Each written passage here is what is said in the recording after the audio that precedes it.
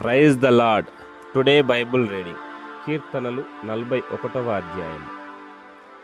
బీదలను కటాక్షించువాడు ధన్యుడు. ఆపత్కాలమందు యెహోవా వానిని తప్పించును. యెహోవా వానిని కాపాడి బ్రతికించును. భూమి మీద వాడు ధన్యుడగును. వాని శత్రువుల ఇచ్చకు నీవు వానిని అప్పగింపవు.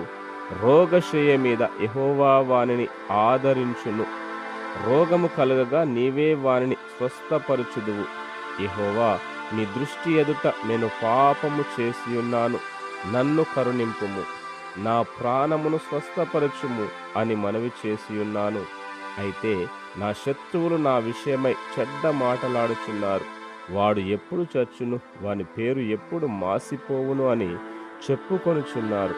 ఒకడు నన్ను చూడవచ్చిన ఎడల వాడు అబద్ధమాడును. వాని హృదయము పాపమును పోగు చేసుకొనుచున్నది.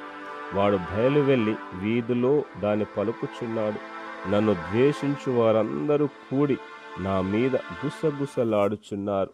నశింపజేయవలనని వారు నాకు కీడు చేయ నాలోచించుచున్నారు. కుదరని రోగము వానికి సంభవించి ఉన్నది. వాడు ఈ పడక విడిచి తిరిగి లేవడని చెప్పుకొనుచున్నారు. నేను నమ్ముకొనిన నా విహితుడు నా ఇంట భోజనము చేసినవాడు నన్ను తన్నుటకై తన మడిమ నెత్తెను. యెహోవా, నన్ను కరుణించి లేవనెత్తుము, అప్పుడు నేను వారికి ప్రతీకారము చేసేదను.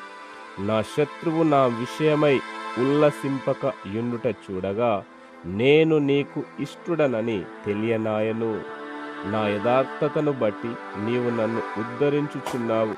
నీ సన్నిధిని నిత్యము నన్ను నిలువబెట్టుదువు. ఇశ్రాయేలు దేవుడైన యెహోవా శాశ్వత కాలము నుండి శాశ్వత కాలము వరకు స్తుతింపబడునుగాక. ఆమేన్, ఆమేన్. God bless you.